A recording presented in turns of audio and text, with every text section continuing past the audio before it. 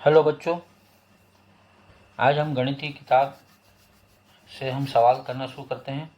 अभी आपको मैंने कुछ ऐसे सवाल के वीडियो भेजे थे जो पुराने आपने किए थे, जैसे भिन्न किसे कहते हैं, भिन्न को कैसे आप समझ सकते हैं। और उसके पहले हमने पूर्णांक संख्याओं के बारे में भी देखा था। पूर्णांक संख्याएं प्लस में भी होती है और माइनस में भी होती है। तो थोड़ा सा मैंने आपको पुराना आपको सिखाया, आपने कॉपी में नोट भी किया होगा। अब हम गणित में चलते हैं। कल आपकी जो किताब है उस गणित में आप देखें, मैं आपको वीडियो के माध्यम से आपको सवाल सिखाऊंगा। सबसे पहले मैं गणित का जो सबसे आसान अध्याय है हमारी इस पूरी किताब में, वो है सबसे आखिरी वाला सांख्यिकी। आपने पहले भी पढ़ा होगा 8वीं क्लास में सांख्यिकी। सांख्यिकी में क्या होता है, हम लोग जानते हैं बहुत सारी आंकड़े होते हैं, उनको इकट्ठा किया होता है और उसी के आधार पर हम सारणी बनाते हैं। जैसे कैसे हो सकता है सारणी में, एक दो उदाहरण हम देखेंगे, वो मैं बुक में से आपको बता रहा हूँ। जैसे अपनी कक्षा में मान लिया कोई बच्चे हैं, उसमें 20 विद्यार्थियों की लंबाई एक समूह हो गया। और क्या हो सकता है, कक्षा में किसी एक महीने के प्रत्येक दिन अनुपस्थित रहे विद्यार्थियों की संख्या। हम रोज एक बच्चे जो एब्सेंट रहते हैं उसकी संख्या का एक चार्ट बना सकते हैं। ऐसी हमारे जो कक्षा के मित्र उनके परिवारों के सदस्यों की संख्या एक सारणी बना सकते हैं कि इसके इतने परिवार के सदस्य हैं, इसके इतने हैं, इसके इतने हैं। या विद्यालय में या अपने घर के आसपास 15 कोई भी पौधे ले लो, उनकी लंबाई। मतलब हम कुछ आंकड़े इकट्ठे कर लें, उसको हम कहते हैं, उसको हम व्यवस्थित रूप से अगर हम समझाएं तो उसको हम कहते हैं सांख्यिकी। सांख्यिकी में हम सबसे पहले इसके सवाल करते हैं। 14.2 पे मैं आपको चल रहा हूँ। 14.2 में देखें आपके सवाल, आप अपनी कॉपी में नोट करेंगे। और एक चीज़ ध्यान रखें, इसमें आपको एक ग्राफ कॉपी की जरूरत पड़ेगी। इस प्रश्नावली में तो नहीं पड़ेगी, हम 14.2 में करेंगे, लेकिन इसके बाद की प्रश्नावली में हमको ग्राफ कॉपी की जरूरत पड़ेगी। आप ग्राफ कॉपी लेके रखेंगे जिससे आपको अच्छे से समझ में आएगा। ये है 14.2, इसके सवाल दिए हुए हैं। मैं आपके इसके सवाल सिखा रहा हूँ। पहला सवाल देखें कैसे करेंगे। पहला सवाल हम देखते हैं, आप सवाल को समझें। क्या लिखा है,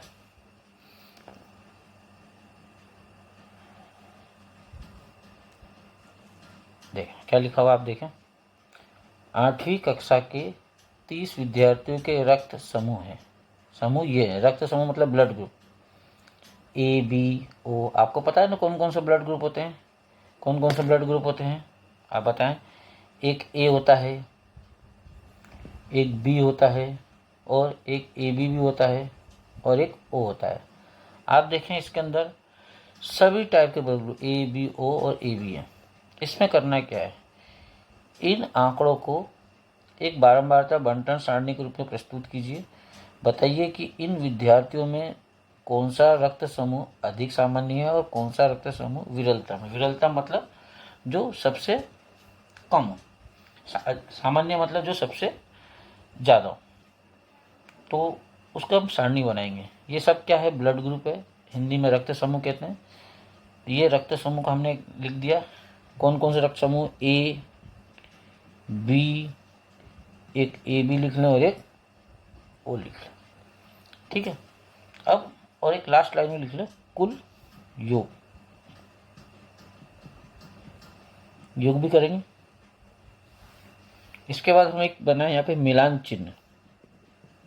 मिलान चिन्ह आपको याद आ रहा होगा, आपने 8वीं क्लास में भी किया है।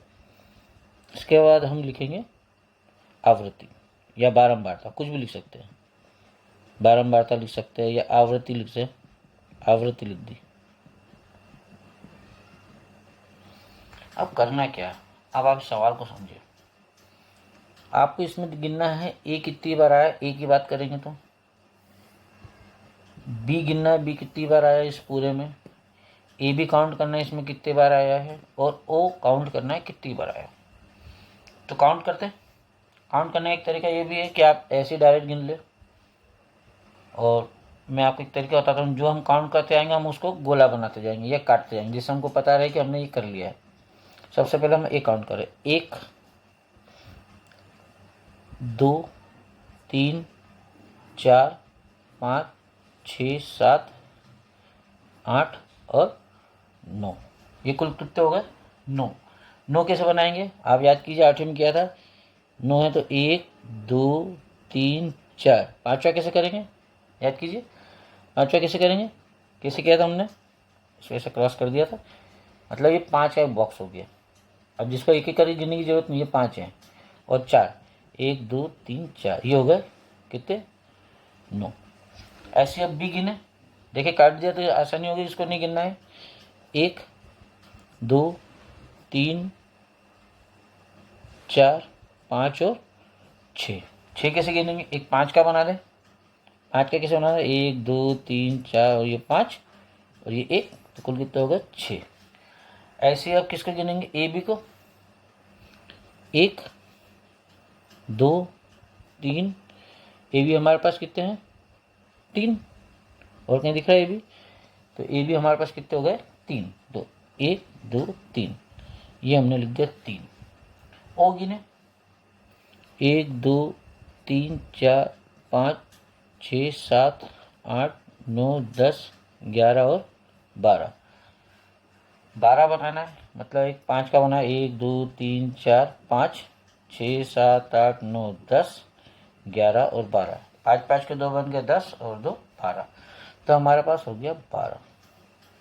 इसके बाद टोटल योग लगाए, इसका एक कुल योग, इसका योग नहीं लगेगा, इसका योग लगेगा, हम इसका योग लगाएं, 9 और 6 15, 15 और 3 18, 18 और 2 20 के शून्य हासिल के 2, 2 और 1 3, कुल आए 30, यहाँ कुछ भी नहीं। ये टोटल 30 और हमारे 30 विद्यार्थी दोनों बराबर आना चाहिए। अगर ये दोनों बराबर आया तो हमने काउंटिंग में कहीं भी कोई गड़बड़ नहीं की, मतलब हमने सही किया। अगर कहीं गड़बड़ हो गई आपको फिर से करना है, ये हमने पेंसिल से लिखा है, उसको बिगाड़ लें, फिर से करें, ठीक है।